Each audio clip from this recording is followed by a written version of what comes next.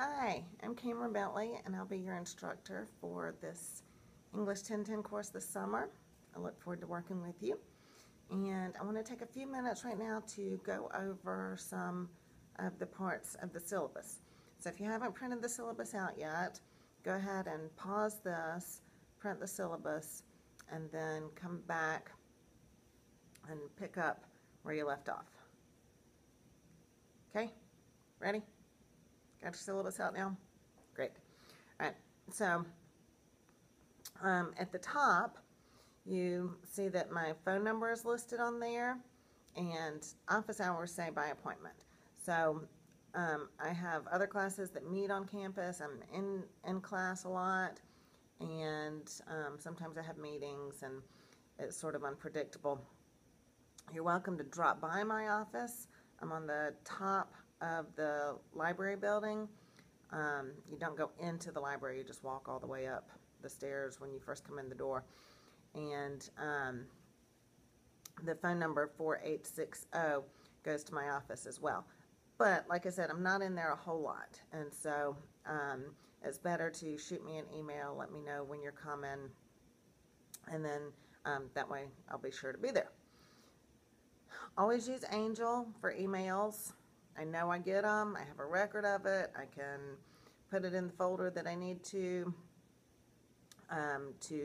document that we have had this exchange. And so emails that come through other sources, I'll probably read them, but won't respond to them. Send me emails in Engl, and I'll respond to them. And I can do that a lot more quickly than responding to phone calls, because I can email from anywhere.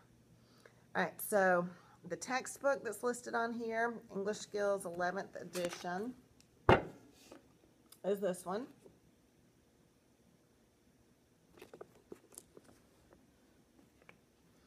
And let me go ahead and point out the last page of the syllabus is the master calendar, and this is all of your assignment due dates for the semester and all of the assignments for the semester.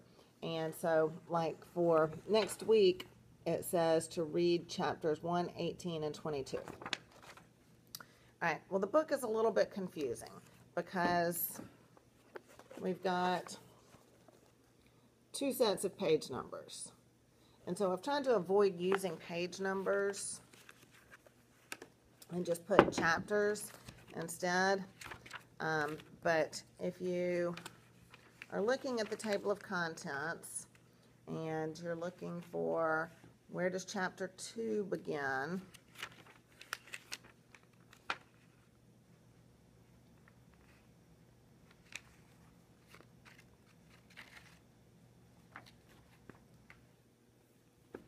right, it'll tell you it begins on page 2. All right, there's not a page number over here, so I'll go to page 3, the second page of this chapter. I'm sorry, chapter 1 starts on page 2. And so you have to ignore these page numbers at the top and just go by the page number down here. There may be instances on assignments where I have made a mistake and used the top page number. And so if something looks confusing or wrong, just let me know. All right, so that's the textbook. On the next page of the syllabus, page 2, is the makeup policy. You are welcome to submit work late. There's a 10% deduction from your score per day that it's late. That does count weekends and holidays. And so I encourage you to submit work early. There's always last-minute computer issues that come up, or unscheduled events that happen that could prevent you from getting your work in on time if you put it off until the last minute. And so I always encourage you to submit work at least a day early. I won't grade it until the due date, so if you submit something early, even though you thought you might want to proofread it one more time or something, you can still do that and submit it again. But at least you have something in there submitted if something goes wrong. All right, and You need to submit everything within 10 days to get any credit for it at all. But if you don't make it within the 10 days, then you still should submit it, because if you have any zeros, you can't earn any extra credit. And so if it's after 10 days, you'll only get a 1 for it, but at least you can still earn your extra credit. And every time you log into Engl, check your grades. All right, I put in grades as soon as I grade the work, and so the grade book is always up to date, you know, within a few days for the last assignment that's come in. And so check the grade book and make sure everything is as you expected. If something looks wrong, let me know. The extra credit is on a different website. There's a tab in Engl to get to it, but you go to a MOOC that is hosted by another person. And so you have to set up a username and a password, and then you go through the tests in there, and you email me screenshots of the badges when you've completed them. And each one that you complete adds 2 points to your final score in the class, your overall grade. There is no tech support on this site. And so if you forget your password, then there's nobody that can look it up for you. You just have to create another account. And, you know, you can keep creating as many accounts in that extra credit site as you need to. Say you max out your number of attempts on a quiz and you can't go any further because there's nobody there to reset the quiz for you. Create another account and start again. All right, so the attendance policy is that you have to log in at least twice a week. If you go a week without logging in, or if you go a week without submitting the required work, then you will be withdrawn from the class. If it's before 60% of the semester. If it's after 60% of the semester and you want to withdraw, then you have to withdraw yourself. Okay, so again, the master calendar has all of the due dates for the semester. If there's ever a discrepancy, then this is the calendar to go by. If I post an announcement and say I've made a change to the master calendar, then you can trust my announcement.